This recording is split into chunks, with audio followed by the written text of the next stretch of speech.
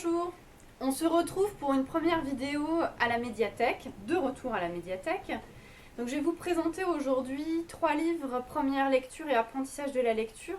Donc ce sont des petits romans qui sont réservés plutôt aux enfants qui apprennent à lire. Le premier livre s'appelle Le roi des ogres dévoré par un moustique. Une histoire de Didier Lévy et illustrée par Anne Wilsdorf aux éditions Nathan. Alors dans ce livre, on va rencontrer Booba, qui est le roi des ogres, et je vais lire les premières pages du livre pour qu'on puisse s'imprégner un petit peu de l'histoire et connaître le personnage ensemble.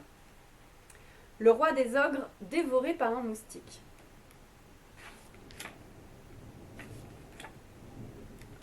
Booba, le roi des ogres, est sur le point de s'endormir quand il entend un bruit. Le bruit du moustique qui attaque. Booba allume sa veilleuse. Il se lève, attrape sa pantoufle. Le moustique s'est posé sur la table de chevet. Booba s'approche. Il tape. Raté. La table se brise et le moustique s'envole en riant.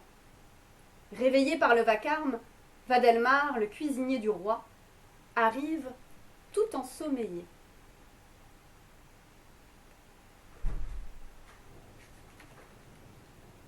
Booba bouscule son cuisinier et court après le moustique dans la salle du trône.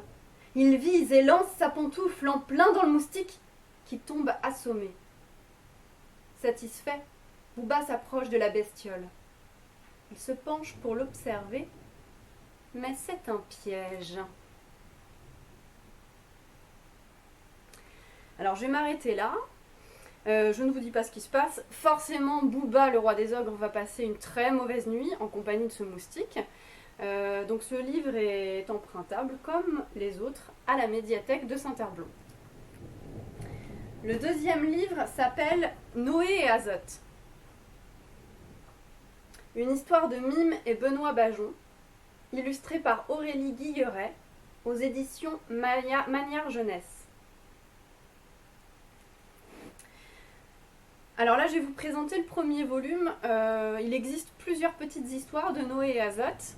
C'est bien de commencer par le premier parce que vous allez rencontrer le personnage, faire connaissance avec lui, qui s'appelle Noé. Donc Noé vient tout juste de déménager. Il n'est pas très content d'avoir déménagé. Il s'ennuie, il a perdu tous ses copains, mais il va faire une rencontre. Je vais lire les premières pages. Et on va pouvoir en discuter après. J'en ai marre de ce déménagement. Noé s'ennuyait sur le canapé du salon, tandis que ses parents s'agitaient dans tous les sens. « Pourquoi tu ne vas pas dans le jardin ?» proposa sa mère.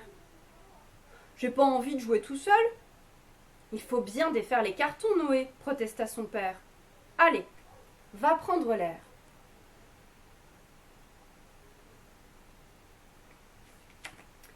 Noé sortit en soupirant. Il aurait bien invité un copain, sauf qu'il ne connaissait personne dans sa nouvelle école.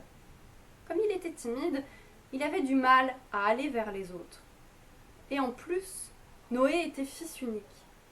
Il aimait bien avoir ses parents rien que pour lui, mais il aurait quand même préféré partager ses jouets avec un frère ou une sœur. Alors je ne vous dis pas ce qui se passe après, donc là un petit peu quand même pour vous donner envie de lire. Donc Noé va commencer à jouer au foot tout seul, il va lancer la balle et la balle va revenir toute seule vers lui. Bien évidemment, quelqu'un va lui lancer le ballon. Qui est cette mystérieuse personne? Je vous montre l'image.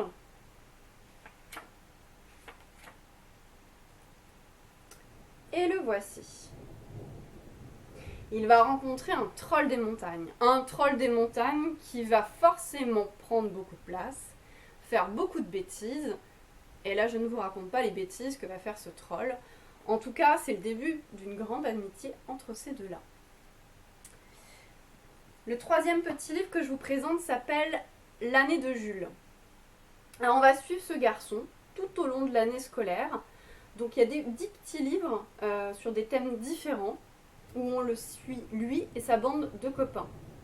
Donc le premier volume s'appelle La surprise des surprises, une histoire de Hubert Benkemoun et illustrée par le colonel Moutarde aux éditions Rageot. Donc le premier volume, c'est la rentrée des classes. On va découvrir ensemble comment se passe cette rentrée pour Jules. Les enfants, la rentrée des classes est passée depuis 3 semaines et à présent, vous vous connaissez mieux, a déclaré notre maîtresse mademoiselle Colleux ce jour-là.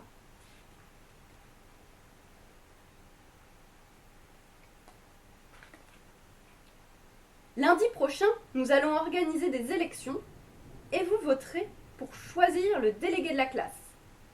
Une fille ou un garçon qui vous représentera, a-t-elle ajouté. Il nous faut des candidats. Réfléchissez bien. J'ai remarqué la tête ravie de mes camarades. Je crois même avoir entendu fuser 2 super et 1 génial dans la classe. Je n'ai pas trop écouté les explications de la maîtresse au sujet de cette histoire d'élection. À la récré, Léo m'a tout expliqué à sa façon. Un délégué, c'est un peu comme un chef ou un président. Mais c'est mademoiselle Colleux qui commande, ai-je répondu. Oui, bien sûr, mais le délégué, c'est celui qui parle au nom des élèves, s'il y a un problème. C'est aussi celui qui surveille la classe quand la maîtresse s'absente. C'est un super responsable.